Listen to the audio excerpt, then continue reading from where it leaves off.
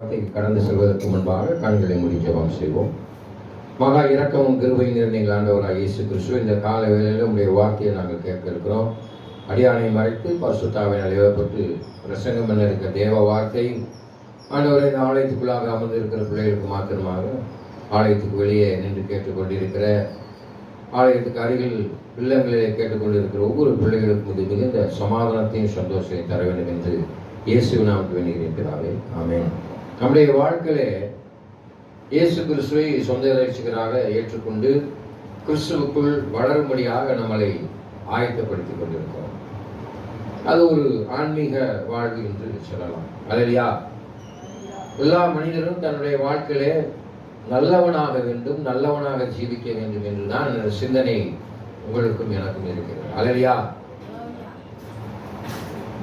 தேவன் ஒருவரை தவிர மற்ற ஒருவனும் நல்லவன் அல்ல என்று வேதவசனம் சொல்லுது. அதனால்தான் வசனம் சொல்லுது, நீதிமான் இன்னும் தன்னை நீதிமான் என்று சொல்லிக் கொள்ளட்டும், பரிசுத்தவான் இன்னும் தன்னை பரிசுத்தப்படுத்திக் கொள்ளட்டும் என்று வேதத்தில் சொல்லிக்.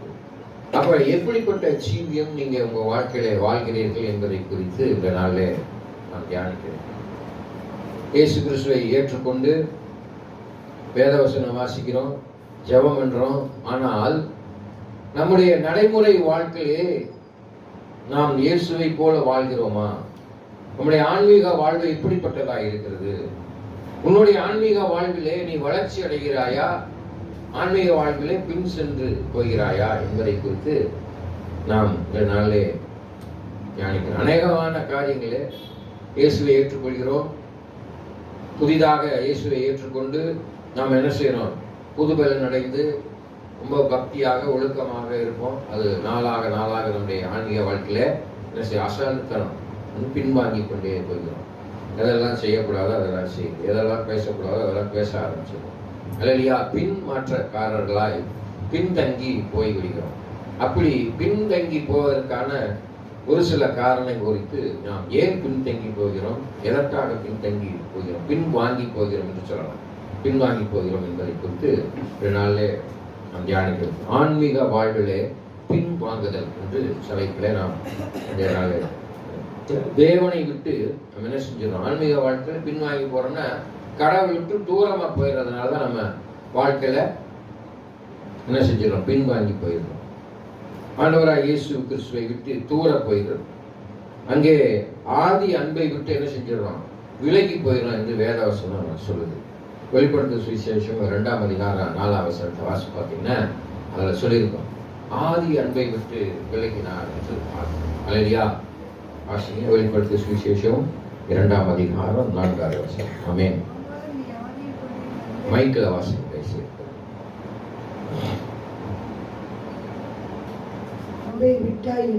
ஆனாலும் நீ ஆதியிலே கொண்டிருந்த அன்பை விட்டாய் என்று உன் பேரில் எனக்கு குறை உண்டு. ஆண்டவரை புதுசா ஏற்றுக்கொள்ளும் பொழுது என்ன செய்யறோம்? ரொம்ப பக்தியா இருக்கிறோம், பைபிள் வாசிக்கிறோம், பரிசுத்தமா இருக்கிறோம், பயபக்தியா கோயிலுக்கு போற எல்லாம் செய்யறோம். அப்புறம் நாளடைவில் அந்த அன்பை விட்டு விலகி போயிடும். அதற்கான காரணம் லேசினஸ், சோம்பேறித்தனம் தான் உன்னை ஆட்கொள்கிறது. பிசாசானவன் நம்முடைய சிந்தனையை பொல்லாத இப்பதானா வந்துருச்சோ அப்புறம் வாசிப்போம். ஆதி காலத்துல சீக்கிரமா எந்திரிச்சு ஜெபம் பண்ணணும், அதை செய்யணும், இதை செய்யணும்னு நினைக்கிறோம். அப்புறம் இயேசுவை அறிந்திருக்கிறோம், இயேசு நம்மளோட தான் இருக்கிறாரு, எல்லாம் வேதத்தை கற்றுக்கொண்ட பிறகு என்ன வந்திருக்கு? உங்களுக்குள்ளாக ஒரு சோம்பேறித்தனம் வந்திருக்கு. ஆமென். அதிகாலை வேளையிலே கர்த்தரை தேடுவோருக்கு ஒரு நன்மையும் குறைவும் வராது. ஆமென். யாரெல்லாம் அதிகாலை எந்திரிச்சு கடவுளை தேடுறோமோ அவங்களுக்கு எந்த குறையும் இருக்காது. ஆமென். காக்கை குருவிகளை பாருங்கள், அவைகள் விருப்பதும் இல்லை, நூற்பதும் இல்லை. அந்த காலை வேலை கையமே அது வாட்டுக்கு நன்றி சொல்லுதுங்கள, கத்திக்கிட்டு நன்றி சொல்லுது. நாலு பூரா அந்த வாட்டு ஜாலியாக தான் இருக்கு, எந்த பிரச்சனையும் கிடையாது. அல்லையா? ஒரு பிரச்சனையும் கிடையாது. நம்மளுக்கு தான் 1000 பிரச்சனை. ஏன் பிரச்சனை உனக்கு வருது? பிரச்சனை நீனா இழுத்துக்கிறதுனாலதான் வருது. ஆமென். பிரச்சனையை கொடுப்பவர் இயேசு அல்ல, உன் பிரச்சனைகளுக்கு அவர் தீர்வா இருக்கிறார். நம்ம தான் நம்ம பிரச்சனைக்கு உரிய காரணக்காரராக இருக்கிறோம். ஆமென். நம்மளே நம்ம தலையில என்ன யானை மாதிரி மண்ணள்ளி போட்டுக்கிறோம். ஆமென். தேவையில்லாத சிந்தனைகள், தேவையில்லாத பேச்சு, தேவையில்லாத செயல்பாடுகள் தேவையில்லாத எண்ணங்கள், தேவையில்லாத நடத்தைகள் மூலமாக நம்முடைய வாழ்க்கையில நம்முடைய இருதயம் என்னமாயிருது? கடினமாயிருது. கஷ்டப்பட்டு என்ன செஞ்சிடறோம்? சுமையை மேல மேல ஏத்திக்கிட்டே போயிடுறோம். அல்லையா? கலாத்தியர் புத்தகம் 5:4 சொல்லியிருக்கு. வாசிப்பாரு. கலாத்தியர் புத்தகம் 5:4.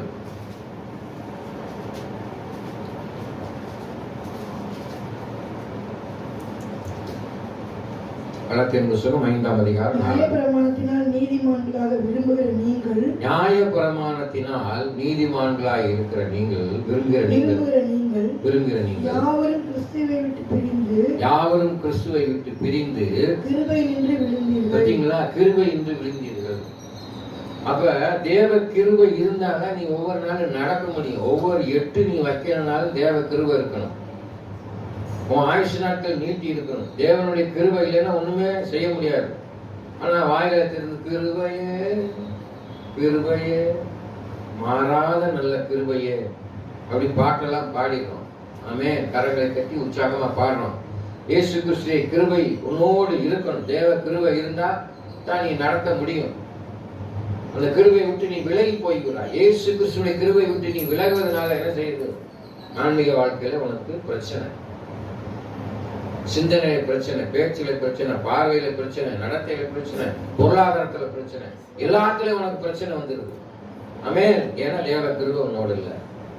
தேவ கிருபை உங்களோட இருக்கணும்.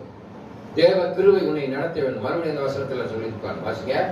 நியாயப்பிரமாணத்தினால் நீதிமான்களாக விரும்புகிற நீங்கள், பார்த்தீங்களா? நியாயப்பிரமாணத்தினால் நீதிமான்களாய் விரும்புகிற நீங்கள் யாவரும் கிறிஸ்துவை விட்டு பிரிந்து கிருபை நின்று விழுந்தீர்கள். அப்ப நியாயப்பிரமாணம் என்ன பாஸ் இப்படி சொல்றீங்க? நியாயப்பிரமாணம், மோசேயோட நியாயப்பிரமாணம் 10 கட்டளை. அல்லேலூயா. அந்த 10 கட்டளைகளை ஒண்ணு செயலனால பரலோகத்துக்கு போக முடியாது. மோசேயினுடைய நியாயப்பிரமாணத்தை இயேசு கிறிஸ்து வந்து முறித்து மாற்றினார். 2ஆ மாற்றிட்டு போயிட்டார். அதுல பிரதானமானது ராஜரீக பிரமாணமாகி உன்னை போல் பிறரை நேசி. ஆமென். அந்த இயேசு கிறிஸ்துவின் அன்பை நீ பிரதிபலிப்பாயானால், இயேசு கிறிஸ்துவின் அன்பை நீ பகிர்ந்து கொடுப்பாயானால் எல்லா காரியத்திலும் நீ வெற்றி சிறக்க முடியும்.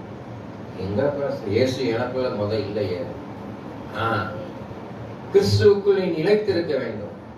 கிறிஸ்தவத்தை பெற்றால் மாத்திரம் கூடாது. புதா குமாரன் பரிசுத்தாவின் நாமத்தினாலே உனக்கு முழுமையான கொடுக்கிறோம். இயேசு கிறிஸ்து நாமத்தினாலே முழுமையான சத்தை பெற்றுக்கொள்ள வேண்டும். இயேசு உனக்குள்ள வரணும். திரிய தெய்வத்தினால் கொடுக்கப்படுகிற ஞானஸ்தானம் இயேசு கிறிஸ்து மூலமா நீ பெற்றுக்கொள்ள வேண்டும். ஆமென். அந்த கிறிஸ்துவிலே நீ நிலைத்திருக்க வேண்டும். அல்லேலூயா. அதுதான் அங்க சொல்லி.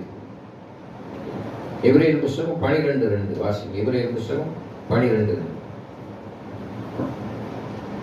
உன் கண்ணு, உன் காது, உன் மூக்கு எல்லாத்தையும் அவர் தமக்கு முன் வைத்திருந்த சந்தோஷத்தின் பொருட்டு அவமானத்தை எண்ணாமல் சிலுவையை சகித்து தேவனுடைய சிங்காசனத்தின் வலது பாரசத்தில் வீற்றிருக்கிறார். எபிரேயர் 12:2. சிங்காசனத்துல வலது பாரசத்தில் வீற்றிருக்கிறார். யார் வீற்றிருக்கிறார்? இயேசு கிறிஸ்து அவருடைய வலது வருஷத்துல வீற்றிருந்து, பிதாவின் வலது வருஷத்துல வீற்றிருந்து உங்களுக்காக என்ன செஞ்சு கொண்டிருக்கிறாரு? பரிந்து பேசிக் கொண்டிருக்கிறார். ஏன் பேசிக்கிட்டு இருக்காரு? பிதாவே தாங்கள் செய்வது இன்னதென்று அறியாது இருக்கிறார்கள், இவர் செய்வதை மன்னிங்கன்னு சிலுவையில சொல்லிட்டு போயிட்டார். சொல்லிட்டு போனதை தெரிஞ்சுக்கிட்டும் நீங்க திருப்பி என்ன செய்யணும்? தவறுகளை செய்து நம்முடைய வாழ்க்கையில விருத்த சேதனம் செய்யப்பட்ட செவியை உடையவர்களாய், விருத்த சேதனம் செய்யப்பட்ட கண்களை உடையவர்களாய், விருத்த சேதனம் செய்யப்பட்ட நாவை உடையவர்களாய் இருக்கிறோமா? கண்களின் இச்சை, மாமிசத்தின் பலவீனத்தினால என்ன செஞ்சிடறோம்? பொய் சொல்றோம். தேவையில்லாத காரியத்தை கேட்டு சிந்தனையில போட்டு அதை மனக்குழப்பத்துக்குள்ள தள்ளிட்டு நம்ம பலவீனத்துல புலம்புறோம். ஆமென். என்ன கடவுள் நம்மளுக்கு என்னதான் செய்யுது? இன்னுமே செய்ய மாட்டேங்குது. அவ அப்படி சொல்றாள், இவ எப்படி சொல்ற? நீ என்ன இயேசுவை கும்பிட்ட? போ ஆஸ்பத்திரிக்கு போ, சுகம் கிடைக்கும் பிள்ளைக்கு தானே சொல்றாங்க. தெய்வீக சுகத்துக்கும் மருத்துவர் கொடுக்கிற சுகத்துக்கும் வித்தியாசம் உண்டு. அல்லேலூயா. அவர் படைத்த அவயங்கள் கடவுள் தானே உன் அவயத்தை பூரா படைச்சிருக்காரு. உன் கண்ணு, மூக்கு, உள்ளான அவயங்கள் அனைத்தையும் அவர் படைச்சிருக்காரு. அவருக்கு தெரியும். அவர்கிட்ட கேளுங்க. என் கிட்னியில் இருக்கிற கல்லு போகதாவ கேளுங்க. விசுவாசத்தோட போயிடுங்க. போகுமான்ற அவிசுவாசத்தில் இருக்கக்கூடாது. ஆமென். உன் விசுவாசம் உன்னை விளண்டரும். பிலிப்பியர் புத்தகம் 3:14 சொல்லியிருப்பார். பிலிப்பியர் புத்தகம் 3ஆம் அதிகாரம் 14 வசனம்.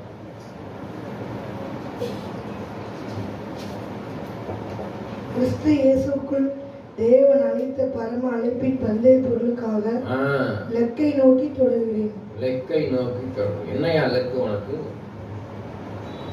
யாருக்குள்ள? கிறிஸ்து இயேசுக்குள்ள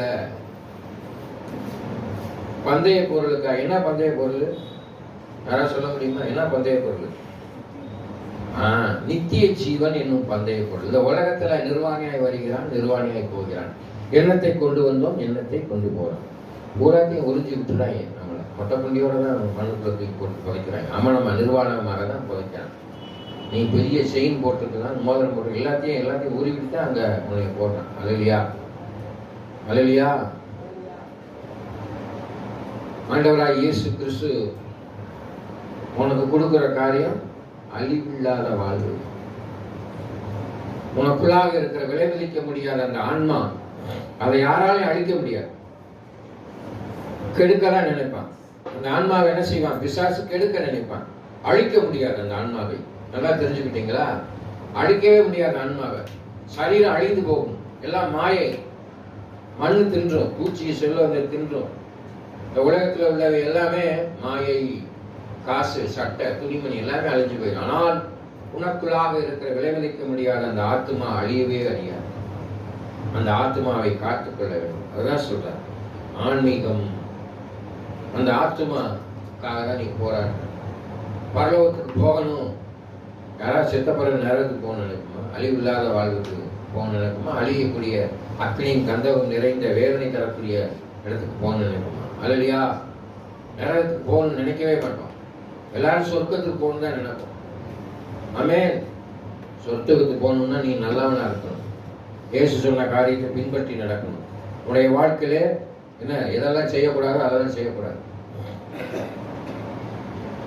உன்னையே நீ அவமானப்படுத்திக் கொள்கிறாய். பாவம் செஞ்சு என்ன செஞ்சிடற? விலைமதிக்க முடியாத இந்த ஆலயத்தை என்ன செஞ்சிடற? சரீரமாகி உன் ஆலயத்தை அசுஸ்திப்படுத்தி விடுகிறாய். உன்னுடைய ஆலயம் பரிசுத்தமானது. ஆண்டவர் வாசம் பண்ணுகிற உன்னுடைய ஆலயம் பரிசுத்தமானது. அந்த ஆலயத்தை என்ன செய்யறோம்?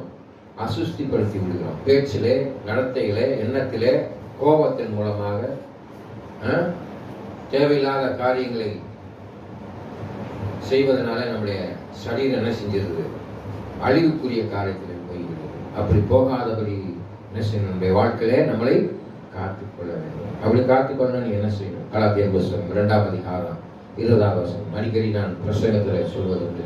கலாத்தியர் புத்தகம் கிறிஸ்துவுடைய சிலுவையிலே அறையப்பட்டு ஆயினும் பிழைத்திருக்கிறேன். இனி நான் அல்ல, கிறிஸ்துவே எனக்குள் பிழைத்திருக்கிறார். நான் இப்பொழுது மாமிசத்திலே பிழைத்திருக்கிறதோ என்னில் அன்பு கூர்ந்து எனக்காக தம்மை தாமே ஒப்பு கொடுத்த தேவனுடைய குமாரனை பற்றியான விசுவாசத்தினாலே பிழைத்திருக்கிறேன். இந்த ஒவ்வொரு கிறிஸ்தவனும் இந்த வாழ்க்கையில இந்த வசனத்தை நீ என்ன செய்யணும்? நடைமுறைப்படுத்த வேண்டும், தியானிக்க வேண்டும். தியானிக்கிறது மாத்திரமல்ல, அதை மனப்பாடம் வாழ்க்கையில வச்சுக்கணும். அல்லையா? அதன்படி நீ நடக்க வேண்டும். இயேசு என் பாவத்தை 2025 வருடத்துக்கு முன்னால் கழுவிட்டார். இப்ப நான் மாமிசத்துல உயிரோடு இருப்பது, இனி நான் பாவம் செய்யாதபடி, இனி பாவம் என்னை மேற்கொள்ளாதபடி என் ஆன்மீக வாழ்க்கையை நான் பரிசுத்தமாக இருக்க வேண்டும் என்று மாமிசத்துல நீ விசுவாசிக்கணும். விசுவாசத்தினால் நீதிமான் பிழைப்பான். நெல்லை விதைக்கிறீங்க, 90 நாள் கழிச்சு நிச்சயமா அறுப்பேன், 50 மூடைக்கு அடிப்பேன்னு நினைக்கிறீங்களா இல்லையா? அதெல்லாம் வேணாயா. கார்த்திகை படுக்கிற காலையில எந்திரிச்சு நான் அந்த வேலைக்கு 100 நாள் வேலைக்கு போயிடுவேன். என்ன கருப்பு? 100 நாள் வேலைக்கு போயிடுவேன் நம்பிக்கையோட தானே இருக்கா? ஆமென். அந்த நம்பிக்கை என் வாழ்க்கையில ஆண்டவரிடத்துல நான் போவேன் என்று வைக்க வேண்டும். அல்லேலூயா. விசுவாசிக்க வேண்டும். எப்படி நான் நம்புற விசுவாசிக்கிற காலை எந்திரிச்சு 100 நாள் வேலைக்கு போய் விசுவாசிக்கிறியோ அதை போல நானும் பரலோக ராஜ்யத்தை சுதந்திரித்துக் கொள்வேன் என்று விசுவாசிக்க வேண்டும். அதான் தேவநாமம். சும்மா தேவையில்லாத காரியத்தை நீங்கள் என்ன செய்யக்கூடாது, கேட்கக்கூடாது. அவருக்கு தெரியும் உனக்கு என்ன கொடுக்கணும், என்ன கொடுக்க கூடாதுன்னு தெரியும். நிறை குறைகளோடு இருக்கிற நீங்கள் அபயங்கள் நிறைய குறைகள், ஆனால் உன் உள்ளத்திலே குறை இருக்கக்கூடாது. நல்ல கைகாலோட சுகத்தோடு இருப்பேன் பார்த்தீங்கன்னா பெரிய போக்கிரியா அயோக்கியனத்தை. ஆனால் இங்கே அமர்ந்திருக்கிற ஒவ்வொரு தேவ பிள்ளைகள் ஆண்டவர் பார்த்துட்டே இருக்கிறார். You are blessed people. நீங்கள் ஆசீர்வதிக்கப்பட்ட பிள்ளைகள். ஆமென். ஆண்டவரை தேடி வந்திருக்கிறீங்க.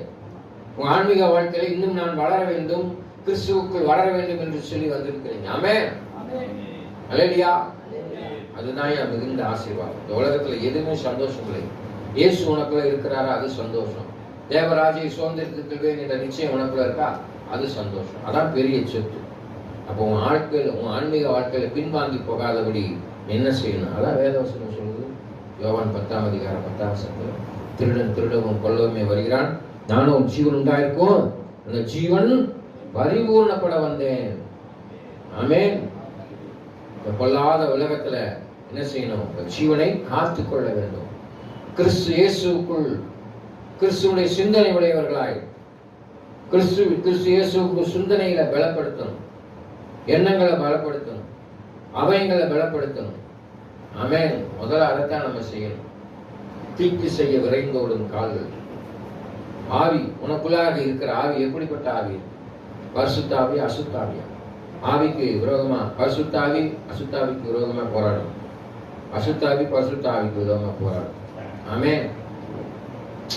இன்னைக்கு தண்ணி அடிக்கக்கூடாதுன்னு நினைப்போம். ஆனா உன் நண்பன் வந்தா மாப்பிள்ள போய் ஒரு கட்டிங்க போடுவோம்னு சொன்னோன்னு என்ன செய்யும்?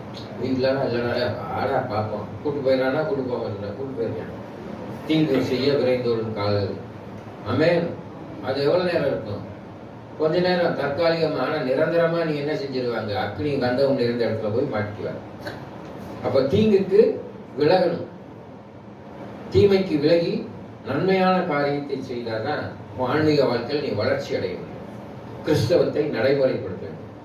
ஆமென். யாரெல்லாம் கிறிஸ்தவத்தை நடைமுறைப்படுத்துறீங்களோ அவங்களாம் தேவராஜ்யத்தை ஈஸியா சுதந்திரித்துக் கொள்ள முடியும். ஆமென். எபேசியர் புத்தகத்துல போய் வாசிப்பாங்க. வீடுகள் 3ஆம் அதிகாரத்துல 15ல இருந்து அதை சொல்லியிருக்கு. நீல அகல ஆழம் இன்னதென்று அறிந்து கொண்டு அதை புரிந்து கொண்டு பிதாவை நோக்கி முழங்கால் படியிட்டு நீங்கள் அவருடைய ஆவியினாலே உள்ளான மனுஷனை, ஆவியிலே உள்ளான மனுஷனை பலப்படவும் விசுவாசத்தினாலே கிறிஸ்து உங்கள் இருதயங்களில் வாசமாய், விசுவாசத்தினாலே கிறிஸ்து உங்கள் இருதயம். பாத்தீங்களா? விசுவாசத்தினால இயேசு கிறிஸ்து உங்களுக்கு இருதயங்களை வாசமாய் இருப்பாரு. நீங்கள் அன்பிலே வேரூன்றி, அன்பிலே வேரூன்றி. எதுல வேரூன்றீங்க? அன்பில தான் வேரூன்றணும். இயேசுவின் அன்பில வேரூன்றி நிலை பெற்றவர்களாகி சகல பரிசுத்தவான்களோடு கூட கிறிஸ்துவுடைய அன்பின் அகலமும் ஆழமும் நீளமும் ஆழமும் உயரமும் என்னவென்று உணர்ந்து அறிவு கெட்டாத அந்த அன்பை அணிந்து கொள்ள வல்லவர்களாகவும் தேவனுடைய சகல பரிபூரணத்தாலும் நிறையப்படவும் அவர் தமது மகிமையுடைய ஐஸ்வரியத்தின்படியே உங்களுக்கு அனுக்கிரகம் பண்ண வேண்டும் என்று வேண்டிக் கொள்கிறேன். இதுதான் ஒரு கிறிஸ்தவன் செய்ய வேண்டிய ஒரு காரியம். ஒரு கிறிஸ்தவனா இருக்கிறேன்னா இதை நீ பின்பற்றி நடந்தேனால் நீ என்ன செய்யலாம்? வெற்றி பெறலாம். மகிமையின் ஐஸ்வர்யம். உனக்கு நான் நித்திய ஜீவனை அளிப்பேன், ஜீவ கிரீட சுட்டப்படும், வெண்ணாடை தடுக்கப்படும், அழிவில்லாத வாழ்வு, பசி இல்லாத வாழ்வு, சந்தோஷம், சமாதானம், இதெல்லாம் பெற வேண்டும். என்ன? முழங்கால் படிக்கிட்டு ஆண்டவர்கிட்ட உள்ளான மனுஷனை பலப்பட்டு நீ என்னன்னு ஒவ்வொரு நாளும் ஜெபம் பண்ணணும், கேட்கணும், அவர்கிட்ட பேசணும், அவரோட. அதான் தேவனோடு நீ வைக்கிற உறவு என்னது? எது எப்படி உறவு வைக்க? ஜெபத்தின் மூலம் தான் உறவு வைக்கணும். இன்னைக்கு கிறிஸ்தவன்கிட்ட ஜெபமே இல்லை. ஜெபிங்க. ஜெபமே ஜெயம் என்று சொல்லப்பட்டிருக்கு. ஜெபிப்பீங்களா? ஆன்மீக வாழ்க்கையை வளர்த்துக் கொள்ள வேண்டும் என்னால் ஆண்டவரோடு பேசி ஜெபித்து உங்களுடைய ஆன்மீக வாழ்க்கையில பலப்படும். கர்த்தர் உங்களை ஆசீர்வதிப்பார். கண்களை மூடி ஜெபம் செய்யும். மகா இரக்கமும் கிருபையும் நிறைந்த எங்கள் ஆண்டவராகிய இயேசு கிறிஸ்துவே, இந்த காலை வேளையிலே ஆன்மீக வாழ்க்கையில நாங்கள் பின்வாங்கி போகாதபடி பின்வாங்கக்கூடிய காரியங்கள் எங்களை விலக்கி பார்ப்பதற்கு திருடன் எங்களை வஞ்சித்திராதபடி, விசுவாசம் எங்களை வஞ்சித்திராதபடி கிறிஸ்துவுக்குள் எங்களை வளர்க்கும்படியாக சத்தியத்தை அறிவீர்கள், சத்தியம் உங்களை விடுதலையாக்கும் என்று சொன்ன வார்த்தையின்படி சத்தியத்தை அறிந்து கொண்டு இந்த உலகத்திலே பொல்லாத காரியங்களுக்கு விடுதலை பெற்று கிறிஸ்து இயேசுக்குள் நிலை பெற்றவர்களாய் காணும்படியாக வந்திருக்கிற ஒவ்வொரு தேவ பிள்ளைகளும் ஆசீர்வதிக்க வேண்டும் என்று இயேசுவின் நாமத்தில் வேண்டுகிறேன் பிதாவே, ஆமென். என் ஆத்துமாவே கர்த்தரை ஸ்தோத்திரி, என் முழுமையான பரிசுநாமத்தை ஸ்தோத்திரி, என் ஆத்துமாவே கர்த்தரை ஸ்தோத்திரி, கர்த்தர் செய்த சகல காரியங்களும் மறவாதே. ஆமென். நம் ஆண்டவராகிய இயேசு கிறிஸ்துவின் கிருபையும் பிதாவாகிய தேவனுடைய அன்பும் பரிசுத்த ஆவியான அன்பும் இப்பொழுதும் எப்பொழுதும் சதா காலங்களில் வந்திருக்கிற ஒவ்வொரு தேவ பிள்ளையோடும் அடியானுடைய குடும்பங்களோடு ஊழியக்காரனுடைய குடும்பங்களோடும் சேர்ந்தே இருப்பதாக. ஆமென். கர்த்தர் நாமே உங்களை ஆசீர்வதிப்பாராக. God bless you.